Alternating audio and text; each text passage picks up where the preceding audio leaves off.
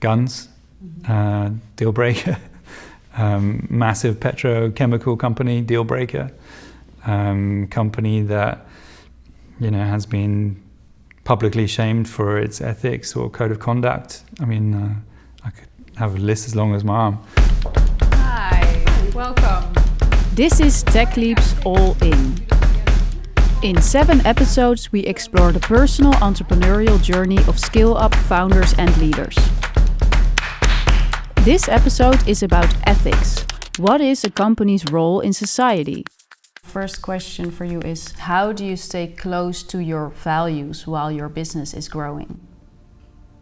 For me, let's say as a founder, you have the luxury to shape the company very much in line with your own values. Staying close to the values is not so difficult. It is who I've always been. I think in my case that is quite easy, since I work for a mission-driven company that really fits my values. If you look at what we do, there's a huge ethical component, right? I really truly believe that if we succeed, the world is going to be a significantly better place. We chose to work in manufacturing.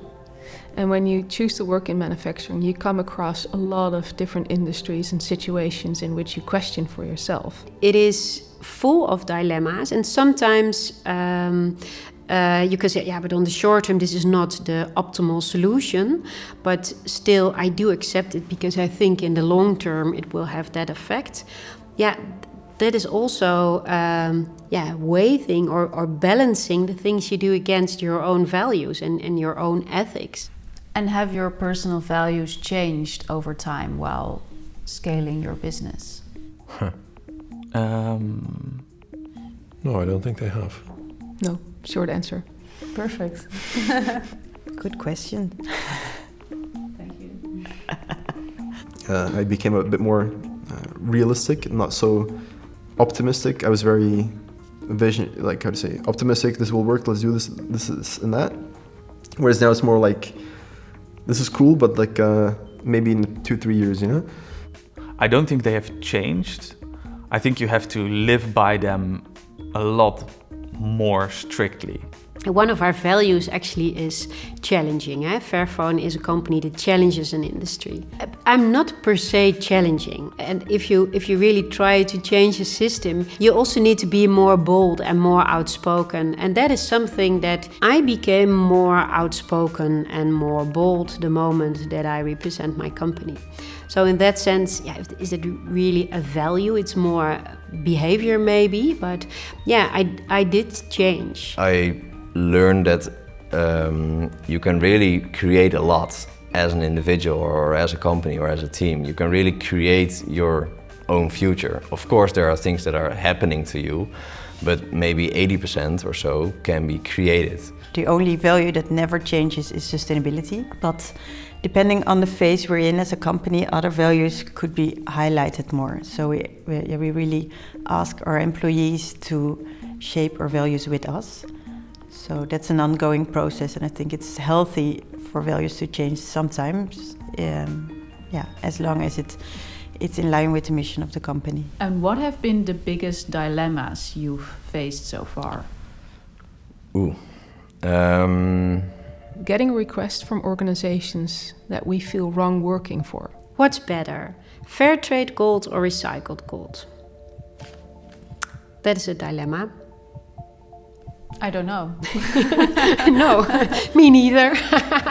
We did say no to customers that could have brought us hundreds of thousands of euros of revenue in 2019. But when we did a poll, we had a conversation in the company, no one felt right about it because of their, I would say, standing on labor law, so to say.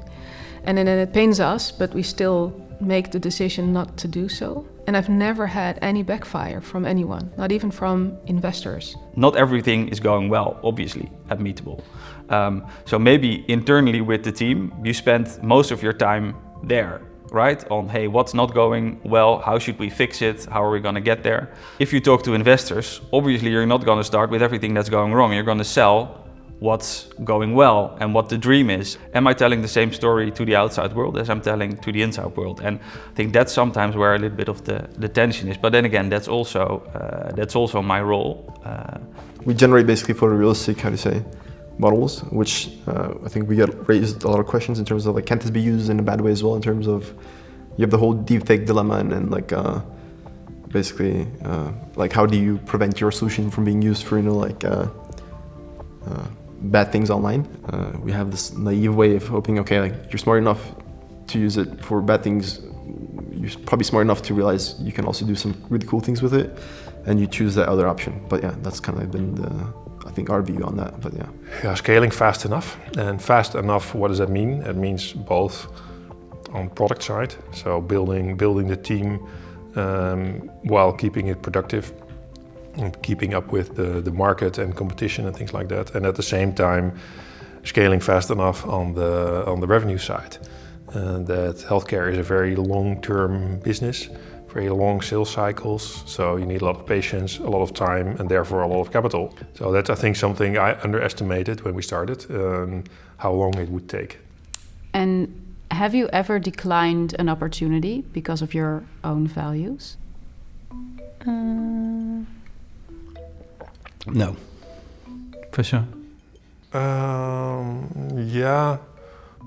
Not that I can think of. I think we never really crossed a moral line, but we made some decisions along the way that were not 100% according to our values, of which we know it can be better.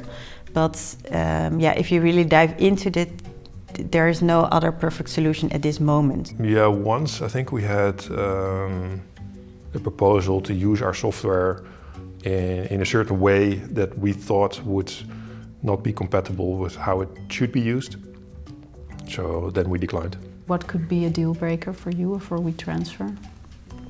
I mean, guns, deal breaker.